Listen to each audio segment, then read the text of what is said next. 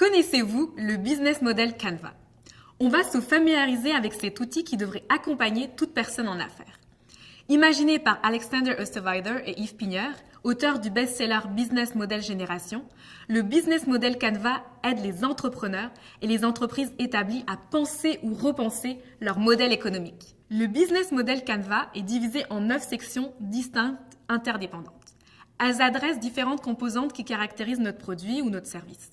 Le Canva est visuel et intuitif. Il permet de nous poser les bonnes questions, de formuler une offre avec une proposition de valeur qui soit distinctive et d'y associer une stratégie cohérente. Pour chacun des 9 blocs, nous allons considérer l'exemple d'une entreprise pour illustrer bloc par bloc la logique sous-jacente du business model Canva. Lorsque j'ai fait les workshops sur le business model Canva avec Yves Pigneur, la première fois, il a considéré le cas de l'entreprise Nespresso, la deuxième fois de Airbnb. Donc, ce que je vous propose, si c'est pile, on va en Suisse, et si c'est face, aux États-Unis.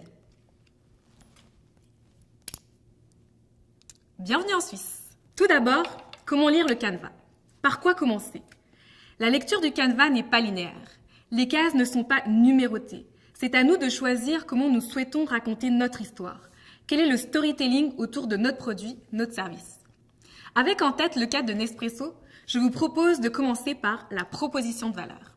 Case centrale. La formulation de la proposition de valeur doit répondre aux questions suivantes. Qu'est-ce qui fait notre différence?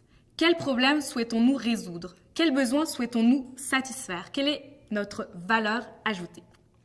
Cette valeur ajoutée peut être liée aux critères de nouveauté, de qualité, de sécurité, rapidité, de coût, d'accessibilité, etc. Dans le cas de Nespresso, c'est d'abord un critère de qualité.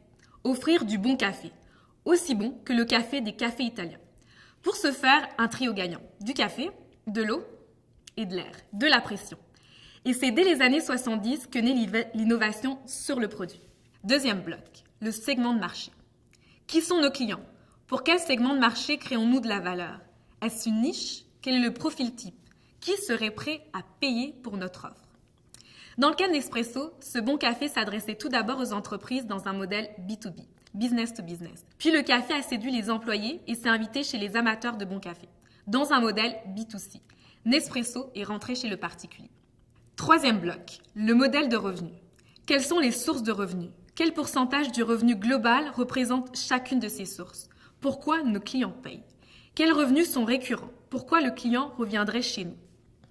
Pour consommer du café, on a besoin d'une machine et de beaucoup de café. On ne change pas sa machine tous les matins, mais sa capsule, oui.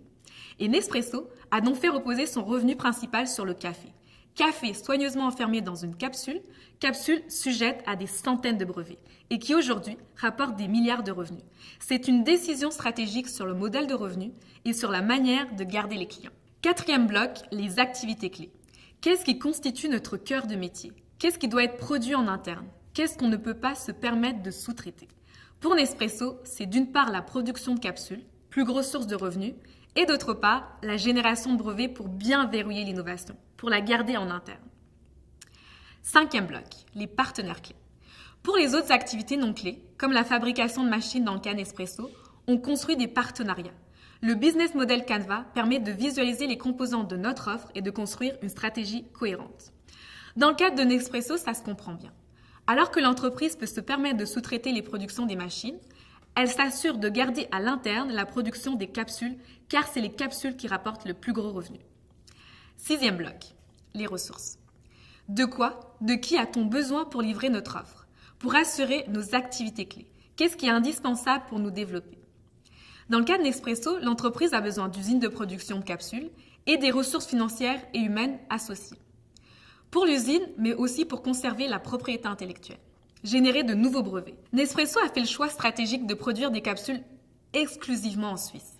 Donc, l'entreprise a besoin d'établir une logistique efficiente pour distribuer ces capsules au monde, 60 pays.